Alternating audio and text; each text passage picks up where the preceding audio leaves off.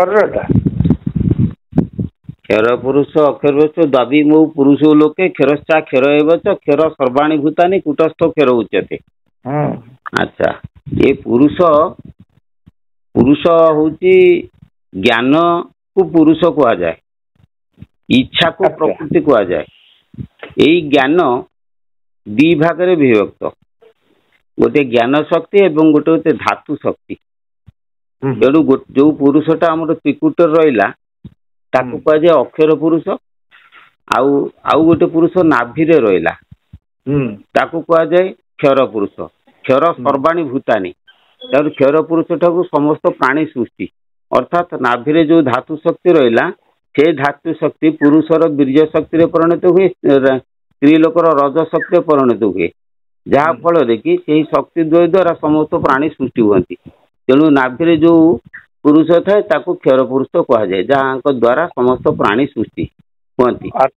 आउ अक्षर पुरुष जे त्रिकुट सी है ज्ञान शक्ति, सी स्वतंत्र माने आम शरीर रे चित शक्ति रूप में विद्यमान। पुरुष प्रकृति रूप में इच्छा हूँ प्रकृति, पुरुष हूँ ज्ञान, से उभय त्रिकुट रे रहती। तेणु कूटस्थो क्षर उच्यते। कूटस्थ त्रिकुट जो ज्ञान इच्छा रहे से हूँ अक्षर पुरुष, आउ नाभि रे जो पुरुष रहा से क्षर पुरुष। इंद्रिय मान सहित कौन आप लिखी? हाँ इंद्रिय मान सहित पुरुषर इंद्रिय मान सहित मनर संपर्क अच्छी बुझल ना। मास्टर हाँ से तो मास्टर। तेणु इंद्रिय जो ज्ञान इंद्रिय पांच ज्ञान इंद्रिय रहिले और पांच कर्म इंद्रिय रहिले एमानकर चालक हूँ मन। आउ किंतु इंद्रिय शक्ति हूँ बुद्धि शक्ति। बुद्धि निजे पांचटी ज्ञान इंद्रिय रे परिणत होती। नाभि अच्छी बुद्धि शक्ति, हृदय अच्छी चित्त शक्ति, कंठर अच्छी मन शक्ति, ललना चक्र अहंकार एवं त्रिकुट रे ज्ञान। तेणु ये बुद्धि शक्ति कौन हुए ना पांच ज्ञान इंद्रिय रे परिणत हुए। एवं से पांच ज्ञान इंद्रिय को मन शक्ति कौन हुए ना चालन करे। मनर इंद्रिय रे चालक मन रही शरीर को चालना करुच्च। हाँ आम केतोड़ डिस्टर्ब करूँ ना ना ना मु भारी खुशी हेली आज्ञा। आपन एमती कहले मु भारी खुशी हेली। जदि जानिथिबि किछि आपन को निश्चय कहि। आपण माने को जंदी मिशन सब अछि चिन्मय मिशन आपनकर इस्कॉन आपण को मठ ना नहीं आमर सेमिति नहीं। आमर गुरु हेले श्री दयानिधि परमहंस देव। आमर गोटे संघ अच्छी ता ना दयानिधि परमहंस सारस्वत संघ। से गुरु मठर अच्छी। मुझे गुरु ठारू उपदेश नहीं सारा पर ये मंजूर आसी गोटे स्वतंत्र आश्रम कली गाँ लोक सहायता रही। गुरु मठ सहित संपर्क अच्छी। आम समस्त सहित गुरु भाई मान सहित संपर्क अच्छी। हेले मु समस्त सहित संपर्क रखिक समस्त ठारू पृथक मु स्वतंत्र प्रवचन प्रवचन किसी दिखती नहीं ना।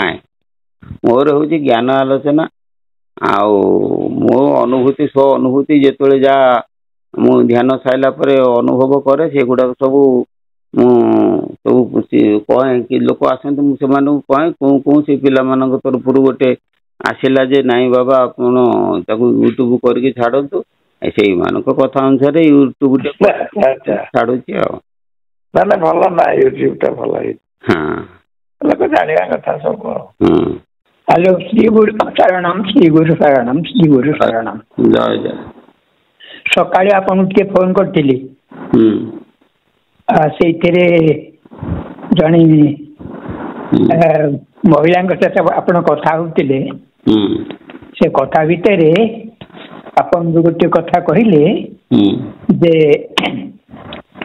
मूर्तिंकर मूर्ति जीवन्यास पाई जाती प्रतिष्ठा हुई गोटे शक्ति भितर जागृत हुए। अच्छा अरे शक्तिटा मुझे पचार चाहूँगी शक्तिटा आम भाव प्रवणता ना सिद्धांत गोटे भाव प्रवणता अवस्था प्रकाश हुए ना तार कौन टेस्ट रही ना भाव प्रवणता बोली कि कौन तुम कह स्वतंत्र आम देहर आत्मशक्ति से स्थापना करा जाए ଆମର ବୈଦିକ ଉପାୟରେ ଆମର ସବୁ ହିନ୍ଦୁ ର ଯୋଉ ସବୁ ସାଧକ ମାନେ ଅଛନ୍ତି ସେ ସାଧନା ବଳରେ ଆତ୍ମଶକ୍ତି କି ସେ ମୂର୍ତ୍ତିରେ ନେଇକି ସ୍ଥାପନା କରନ୍ତି। ଆଜ୍ଞା ସେ ଯୋଉ ସ୍ଥାପନା କରାଯାଏ ତାକୁ କୁହାଯାଏ ପ୍ରାଣ ପ୍ରତିଷ୍ଠା। ତାଙ୍କ ପ୍ରାଣକୁ ନେଇକି ସେଠି ପ୍ରତିଷ୍ଠା କଲେ ଆମେ ଯୋଉ ମୂର୍ତ୍ତିର ପ୍ରାଣ ପ୍ରତିଷ୍ଠା କରିଥିବା ସେଇ ମୂର୍ତ୍ତିର ଆକାର ଗୁଣ ସେ ଜାଗାରେ ସୂକ୍ଷ୍ମ ରୂପରେ ତାରିଠି ପରିପ୍ରକାଶ ହୁଏ। ତେଣୁ ଆମେ ଯେତେବେଳେ ସେ ମୂର୍ତ୍ତି କି ପୂଜା କରନ୍ତି ତାଙ୍କ ଠାରୁ ସେଇ ପ୍ରକୃତିର ଆମ ମନର ଫଳ ତାଙ୍କ ଠାରୁ ସେ ପୂରଣ କରନ୍ତି। ତେଣୁ ଯେମିତି ତମେ ଗୋଟେ ଇଲେକ୍ଟ୍ରିକ ତାରରେ ଖାଲି ତାରଟା ତା ଦେହରେ ତମେ ଇଲେକ୍ଟ୍ରିକ ଚାର୍ଜ କରିଦବ ସିଏ ଆମକୁ କରେଣ୍ଟ ମାରିବ ନା ଆଉ। କିନ୍ତୁ ଖାଲି ତାରଟା ଆମକୁ କରେଣ୍ଟ ମାରିବନି। ଏଇଭଳିଆ ଯେତେବେଳେ ତାକୁ ପ୍ରାଣ ପ୍ରତିଷ୍ଠା କରିଦବା ଏପରିକି ଆମ ମନ ଯେତେବେଳେ ଜଣେ ଜଣେ ଯାଆନ୍ତି ସେ ମୂର୍ତ୍ତି ପାଖରେ ଧାରଣା ପଡନ୍ତି। ଧାରଣା ପଡିବା ଦ୍ଵାରା କଣ ହୁଏ ନା ତାଙ୍କ ମନଟା ଧୀରେ ଧୀରେ ସ୍ଥିର ହେଇକି ଯେତେବେଳେ ସମ୍ପୂର୍ଣ୍ଣ ନ୍ୟୁନ ଅବସ୍ଥାକୁ ଚାଲି ଆସେ ସେତେବେଳେ ସେ ରୂପ ଆକାର ସବୁ ପ୍ରତିଫଳନ ହୁଏ, ସ୍ୱପ୍ନରେ ଦେଖାଯାଏ। ତେଣୁ ସେଠି ସେ ଜିନିଷଟା ସେଟା ଲୁକାୟିତ ଭାବରେ ରହିଥାଏ ମୂର୍ତ୍ତିରେ, ସାକାର ମୂର୍ତ୍ତିରେ। ଆଜ୍ଞା ସେଇଟା ଟିକେ ସେଇ ସନ୍ଦେହ ଅଛି ଯେ ସେଇଟା ନିଜ ଭିତର ମୂର୍ତ୍ତି ଭିତରେ ପ୍ରକାଶିତ ହୁଏ ନା ସେ ବାହାରେ? ନା ନିଜ ଭିତର ମୂର୍ତ୍ତିଟା ସେ ନିଜ ଭିତର ଶକ୍ତିଟା ସେ ଜାଗାରେ ଠୁଳ ହୁଏ। ଠୁଳ ହେଇ ହୁଏ ଏବଂ ତାକୁ ଆମେ ପୂଜା ଅର୍ଚ୍ଚନା ଦୈନିକ କଲେ ସେ ଆହୁରି ଉଜ୍ଜୀବିତ ହୁଏ। ଯେମିତି ଗୋଟେ ବତିରୁ ଆଉ ଗୋଟେ ବତି ତମେ ଗୋଟେ କାଠ ତମେ ନିଆଁ ଲଗେଇଦବ, ସେଇ ନିଆଁଟାରେ ପୁଣି ଆହୁରି ଯଦି କାଠ ଘିଅ ଢାଳିବ କି କାଠ ଦବ କି ତାକୁ ଜଳେଇବ ସିନା ସେ ଜଳିକି ରହିବ, ଆଉ ଯଦି ନ ଜଳେଇବ ସେ ନିଭିଯିବ ଆଉ କଣ। ସେଇଭଳି ପ୍ରକାର ଇଏ ଗୋଟେ ଜ୍ଞାନ ରୂପକ ଅଗ୍ନି ସେଠି ଯୋଉ ପ୍ରଜ୍ୱଳନ କରିଦିଅନ୍ତି ସାଧକ ମାନେ ପ୍ରାଣ ପ୍ରତିଷ୍ଠା କରି ମନ୍ଦିର ପ୍ରତିଷ୍ଠା କରି। ସେଇ ଯୋଉ ଜ୍ଞାନ ଅଗ୍ନି ଜଳୁଥାଏ ସେ ବିଭିନ୍ନ ପ୍ରକାର ମଣିଷର ମନୋଭାବ ନେଇକି ସେ ରୂପ ଧାରଣ କରେ। ଜଣେ ଜଣେ ଯୋଉ ବ୍ରାହ୍ମଣ ପୂଜକ ଜଣେ ସାଧାରଣ ଭାବରେ ତାଙ୍କ ସହିତ ମୋର ସହିତ କଥାବାର୍ତ୍ତା ହେଲା ଏଇ ବିଷୟରେ। ମୁଁ ତାଙ୍କୁ କହିଲି ଆଚ୍ଛା ଆମେ ଠାକୁରଙ୍କ ପୂଜା କରୁଛେ, ଠାକୁରଙ୍କ ପୂଜା କରୁଛେ, ଭକ୍ତି କରୁଛେ, ଯୋଉ ଭୋଗରାଗ ଦଉଛେ ଆମେ ସବୁ କରୁଛେ। ଆଚ୍ଛା ସିଏ ତ ତାଙ୍କର ଗ୍ରହଣ କରିବା ଶକ୍ତି ନାହିଁ, ସେ ଜଡ଼ ନିର୍ଜୀବ। ଶୁଣ ସେଇ ଟିକେ ବୁଝିବା ଭୁଲ ରହିଗଲା। କଥା ହଉଛି ସେ ଶରୀରଟା ହଉଛି ସେ ଯୋଉ ମୂର୍ତ୍ତିଟା ହଉଛି ଜଡ଼ ନିର୍ଜୀବ, କିନ୍ତୁ ତା ଭିତରେ ଯୋଉ ପ୍ରାଣଟା ଅଛି ସେ ନିର୍ଜୀବ ନୁହେଁ। ଉଦାହରଣ ତମର ଦେହଟା ହଉଛି ନିର୍ଜୀବ, ଆଉ ତମ ଦେହକୁ ଯିଏ ବଞ୍ଚେଇକି ରଖିଛି ସେ ନିର୍ଜୀବ ନୁହେଁ ନାଇଁ ତ। ବାସ ସେଇଭଳି ପ୍ରକାରର ତା ଭିତରେ ଯୋଉ ଶକ୍ତି ଚିତ୍ ଶକ୍ତି ରୁହେ ସେଟା ନିର୍ଜୀବ ନୁହେଁ। ସେ ଶରୀରଟା ତାଙ୍କର ଯୋଉ ମୂର୍ତ୍ତିଟା ଯୋଉ ଗଢା ହେଇଛି ମଣିଷ ତିଆରି କରିଛି ସେଇଟା ଜଡ଼, କିନ୍ତୁ ଜଡ଼ ଧିଅରେ ଗୋଟେ ପ୍ରାଣ ପ୍ରତିଷ୍ଠା କରାହେଇକି ଯୋଉ ମୂର୍ତ୍ତିଟେ ରହିଲେ ସିଏ ହଉଛି ଚେତନ ନା ଆଉ। ତାହେଲେ ପ୍ରାଣ ପ୍ରତିଷ୍ଠା କାହା ଦ୍ଵାରା ହୁଏ? ସାଧକ ଦ୍ଵାରା। ସାଧକ ଯେତେ ସାଧନା ବଳରେ ନିଜର ପ୍ରାଣକୁ ନେଇକି ସେଠି ପ୍ରତିଷ୍ଠା କରେ, ସ୍ଥିର କରେ। ମନ୍ତ୍ର ଦ୍ଵାରା ନା ନାଇଁ? ମନ୍ତ୍ର ଦ୍ଵାରା ତା ସାଧନା ବଳରେ, ତା ଯୋଗ ସାଧନା ବଳରେ ସେ ସାଧକ ଖାଲି ମନ୍ତ୍ର ଯଦି ସିଦ୍ଧି ହେଇଥିବ ମନ୍ତ୍ର ଦ୍ଵାରା ହବ, ମନ୍ତ୍ର ଚୈତନ୍ୟ ହେଲେ ହବ। କିନ୍ତୁ ଆଜିକାଲି ଯୋଉମାନେ କରୁଛନ୍ତି ସେମାନେ ସେଇ ଜିନିଷଟାକୁ କରିପାରୁନାହାନ୍ତି। ଆଜ୍ଞା ସେଇଟା ହଉଛି ଠିକ କଥା। ବୁଝିପାରିଲ? ଆଜି ଯୋଉ କଥାଟା ମୁଁ କହିଲି ଯେ ସାଧକ ତାହାର ସମ୍ପୂର୍ଣ୍ଣ ପ୍ରାଣକୁ ନେଇକି ତ୍ରିକୁଟରେ ସ୍ଥିର କରିକି ଦିବ୍ୟ ଦୃଷ୍ଟି ଖୋଲିକି ସେ ଦିବ୍ୟ ଦୃଷ୍ଟିରୁ ସେ ଶକ୍ତିପାତ କରିକି ଯେତେବେଳେ ସେ ମୂର୍ତ୍ତିରେ ଆମେ ପ୍ରାଣ ପ୍ରତିଷ୍ଠା କରିଦେ ସେତେବେଳେ ସେ ହୁଏ। କିନ୍ତୁ ସେଇଭଳି ପ୍ରକାର ସାଧକ ଆଜିକାଲି ନାହିଁ। ତେଣୁ ଆଜିକାଲି ଯୋଉଗୁଡା କରାହଉଛି ସବୁ ଚାଲିଛି ଆଉ। ବ୍ରାହ୍ମଣ ତାର ନିଜେ ସୁଖା ଭାଷା ଘରେ ଖାଇଲା, ଏଠି ଆସିକି ଖାଲି ପଇସା ନେବା ପାଇଁ ଖାଲି ଯାହା ଲେଖା ହେଇଛି ବହିଟି ଦେଖୁନା। ତମେ ଯୋଉ ଯଜ୍ଞ କରୁଛ କିମ୍ବା ଯୋଉଠି ଯୋଉ ପୂଜା ପାଠ ସ୍ନାନ ଶ୍ରାଦ୍ଧ ଫାଦ୍ଧ କରୁଛ, ତମେ ନିଜେ ଦେଖ ବ୍ରାହ୍ମଣ କଣ କରୁଛି ନା ବହି ଧରିକି ବୋଲି ଦଉଛି। ବ୍ରାହ୍ମଣ ବହି ଧରିକି ବୋଲି ଦଉଛି, ତମେ ବହି ଧରିକି ବୋଲି ଦେଲେ କଣ ହବ ନାଇଁ ନା? ତେଣୁ ବ୍ରାହ୍ମଣର ଗୋଟେ ଅଧିକା କାମ କିଛି କଣ ଅଛି କି? ନା, ସିଏ ଏକ୍ସଟ୍ରା ସାଧନା କିଛି କରେ। ଯଦି ସାଧନା କରିଥାନ୍ତେ ସେ ବହି କାହିଁ ଧରୁଛି? ସେଇଟା କଥା। ସିଏ ତ ତାର ନିଜେ ସାଧନା କରିଛି, ଜାଣିଛି, ସେଗୁଡାକ ସବୁ ମନ୍ତ୍ର ଉଚ୍ଚାରଣ କରି ପାଠ କରିକିରି ଜୀବନ ନାଶ କରନ୍ତା। ଆଜି ଯୋଉ କଥା ତମେ କହୁଛ ମୁଁ ଠିକ ବୁଝୁଛି, କିନ୍ତୁ ଯୋଉ କଥାଟା ଆମର ପୁରାତନ ମୁନି ଋଷି ମାନେ କରିଥିଲେ, ଆଜିକାଲି ଲୋକମାନେ ସେକୁ ସବୁ ବିକୃତ କରିସାରିଲେଣି, ଯାହା ଫଳରେ କି କାମଟା ଠିକ ହିସାବରେ ହଉନାହିଁ। ତାକୁ ଗ୍ରହଣ କରିବା ସାମର୍ଥ୍ୟ ଆଙ୍କର ନାହିଁ। ବାସ୍ କେମିତି ସେଥିପାଇଁ ଗୋଟେ ବିକଳ୍ପ ବାଟ ଦେଖୁଛ ଆଉ କଣ? ହଁ ସେଇଆ ତ। ଆଉ ଧରନ୍ତୁ ଆମର ଗୋଟେ ରୂପ ଅଛି, ଆମର ଫଟୋ ପୁଣି ଅଛି। ଫଟୋଗ୍ରାଫ ଆମ ଭିତରେ ତଫାତ ହଉଛି କଣ ନା, ଆମ ଭିତରେ ସେଇ ଅଛନ୍ତି, ଭଗବାନ ଅଛନ୍ତି, କିନ୍ତୁ ଫଟୋରେ ଆମେ ଅଛେ, ସେ ନାହାନ୍ତି। ଏତିକି ଆମ ଭିତରେ ଭଗବାନ ଅଛନ୍ତି, କିନ୍ତୁ ସେ ଭଗବତ ଶକ୍ତି ବାହାରେ ପ୍ରକାଶ କରିବାର କ୍ଷମତା ଆମ ଭିତରୁ ନେଇକି ବାହାରେ ପ୍ରକାଶ କରିବାର କ୍ଷମତା ଆମମାନଙ୍କର ନାହିଁ।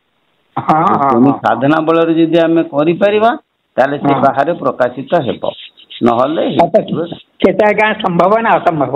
ନା ସେଇଟା ସମ୍ଭବ।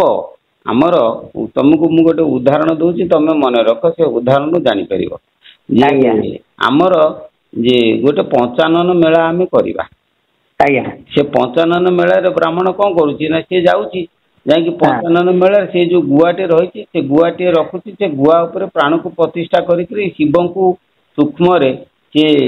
ସୂକ୍ଷ୍ମରେ ଶିବଙ୍କୁ ଚିନ୍ତା କରିକିରି ସେଇ ଶିବଙ୍କର ମୂର୍ତ୍ତିଟାକୁ ଗୋଟେ ଫୁଲ ଦେହରେ ଆଙ୍ଗ ରିଙ୍ଗ ରଙ୍ଗ ଜଙ୍ଗ ରଙ୍ଗ ପଙ୍ଗ ଇତ୍ୟାଦି ସବୁ ପ୍ରାଣ ପ୍ରତିଷ୍ଠା ମନ୍ତ୍ର ପଢିକିରି ସେ ଫୁଲଟାକୁ ନେଇକି ସେ ଗୁଆ ଉପରେ ଥଉଛି। ଅର୍ଥାତ୍ ତମ ପ୍ରାଣଟା ମନ୍ତ୍ର ଦ୍ଵାରା ଫୁଲକୁ ସଞ୍ଚାରିତ ହେଲା, ଫୁଲରୁ ଯାଇକି ଗୁଆ ଉପରେ ସେ ଶୂନ୍ୟରେ ସେ ଶିବ ରୂପ ଧାରଣ କରିକି ରହିଲା, ଆମେ ଦେଖିପାରୁନାହାନ୍ତି। ଅଜ୍ଞ ଲୋକ ଯୋଉ ସାଇ ପଡିଶା ଗଲେ, ସେଠି ଜୁଆର ହେଲେ, ପ୍ରସାଦ ପାଇଲେ, ଶିବଙ୍କର ଆଶୀର୍ବାଦ ନେଇକି ଗଲେ। ବ୍ରାହ୍ମଣ କିନ୍ତୁ କଣ କରୁଛି ନା, ବିସର୍ଜନ ପ୍ରକ୍ରିୟା ଦ୍ଵାରା ଓଲଟ କ୍ରିୟାରେ ଯୋଉ ମୂର୍ତ୍ତିକି ସ୍ଥାପନ କରିଲା, ସେ ମୂର୍ତ୍ତିକୁ ପୁଣି ନିଜ ଭିତରେ ରଖିଲା, ପୁଣି ପଳେଇ ଆଇଲା। ଏଇଟା ହଉଛି ତାର ମାନେ ପ୍ରକ୍ରିୟାଟା।